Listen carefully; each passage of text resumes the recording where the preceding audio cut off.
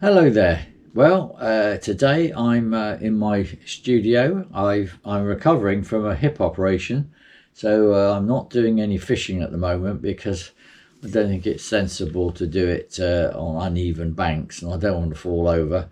But I shall be there as soon as I can because I'm thinking about fishing most of the time. Anyway, what I did do this week, I bought a new reel. Now, I haven't bought a reel for probably 15 years, but it did set me thinking about the reels that I've had in my life.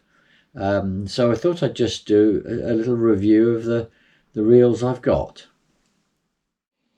Now, this is the very first proper reel that I had. Before this, I used to use a float reel, a coarse fishing reel. It had obviously had two handles, whereas the fly reels only have the one. Anyway, I don't really know the reason for that, but that's how they are. Now, this is a rim fly. It's an Intrepid rim fly. It's made in England, and it's lasted me for many a year, because I started fly fishing when I was 13. I probably had this one a lot later than that, because fishing equipment in those days was very expensive, and I mean today you would call this a very, very cheap reel. Now later on I went for this reel. Now I'm not sure why I bought it. It's exactly the same system. It's a ratchet reel, but there's one good feature on this little British leader reel, and that is it had a line clip, and I do think the line clip is very useful. It's a pity some of the more modern reels don't do it.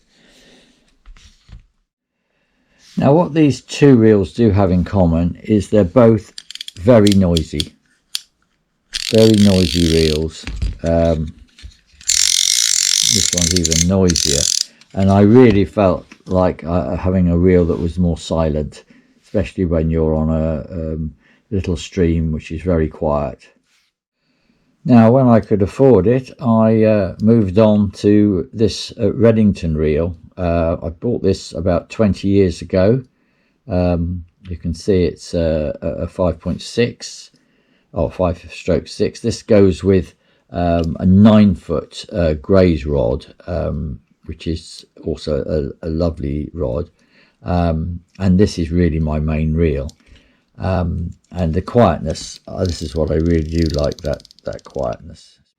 Now, while I was recovering from my hip operation, I sent for a 7'6" Grays very light rod, sort of 3 to 4, which I thought would be a nice addition to my fishing equipment. So I needed a reel as well, and this is the reel I've got. It's Orvis, and it's a Battenkill #1, which is the smallest of this set of reels. They do a 2 and a 3. It's a lovely reel. It is made in China. It's a pity we don't make these things here, but it is really well made. It's a machined alloy, and again it's a friction clutch, so that it is very quiet, and you can increase the strength just by adjusting that.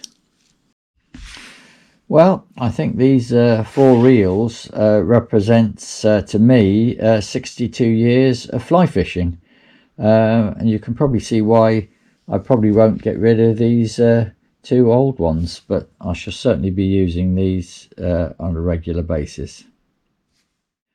Now, for anyone who might be interested, the Grays 7'6" rod I've just bought is called a Lance, and it really is a lovely rod. In fact, I think I should be using it with this reel.